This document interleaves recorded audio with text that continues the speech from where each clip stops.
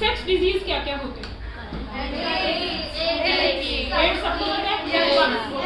और क्वेश्चन आता है एक्वायर्ड अमीनो डेफिशिएंसी सिंड्रोम किससे फैलता है? HIV। एक क्वेश्चन ये भी आता है कि HIV क्या है, तो ये बैक्टीरिया है या वायरस है? नहीं, ह्यूमन से इसका वायरस। नेक्स्ट हम देखते हैं कि सेक्सुअली ट्रांसमिटेड डिजीज कौन कौन से हैं। तो इसमें एक बैक्टीरिया जो आपका वायरस से होता है उसमें तो आप क्या लिख देंगे? एड्स लिख देंगे। बेटा मैं फिर बोल रही हूँ, आपस में बातें ना करें कि जो वायरस से स्प्रेड होता है उसका जो क्या आ जाएगा आपका? एड्स आ जाएगा। जो बैक्टीरिया से स्प्रेड होता है उसमें क्या आ जाएगा? Syphilis and gonorrhoea. क्या हो जाएगा? Syphilis and gonorrhoea. बात समझ में आ गई? अब आता है क्वेश्चन कि क्या किया जाए प्रेगनेंसी को अवॉइड करने के लिए कि प्रेगनेंसी ना हो। तो इसके लिए सबसे पहले कॉन्ट्रासेप्टिव पिल्स ली जाती है, मतलब दवाइयाँ ओरल पिल्स होती है। या फिर मैंने आपको ये कहा था कि मैकेनिकल बैरियर जिससे कि बॉडी के अंदर कुछ ना जाए, तो इसके लिए कॉन्डोम का यूज किया जाना चाहिए। या फिर क्या किया जाना चाहिए? सर्वाइकल कैप का यूज। मतलब जैसे मेल में कॉन्डोम होते हैं वैसे ही फीमेल के कॉन्डोम्स भी आते हैं, तो उसे हम क्या कहते हैं? सर्वाइकल कैप्स कहते हैं। समझ में आए? थोड़ा सा इंडिया में कम पॉपुलर है फीमेल वाला।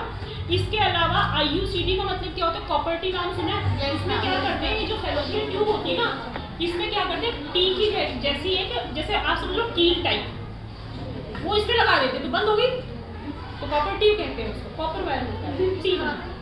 समझ में आ गई? इसी तरीके से सर्जिकल पे क्या होता है? ट्यूबेक्टोमी और वैसेक्टोमी।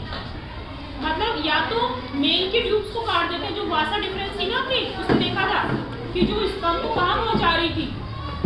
ब्लैडर में पहुंचा रही थी। या तो वो ट्यूब काट दी जाती है या फिर फलोपियन ट्यूब काट दी जाती है। तो ये टेक्निक क्या होती है?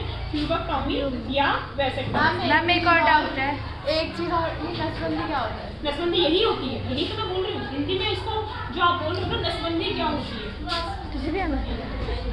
मैम एक चीज और पूछो।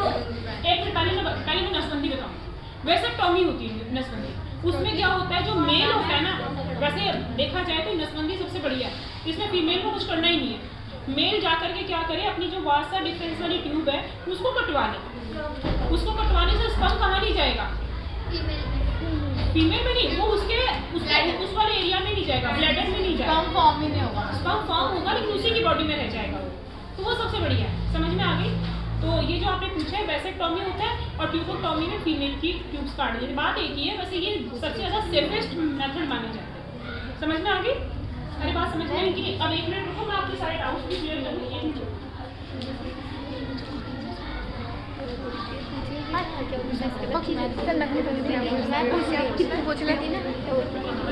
अच्छा, एक क्वेश्चन और लास्ट क्वेश्चन आता है और बहुत सारे एग्जाम से पूछा जाता है, सेक्स डिटर्मिनेशन।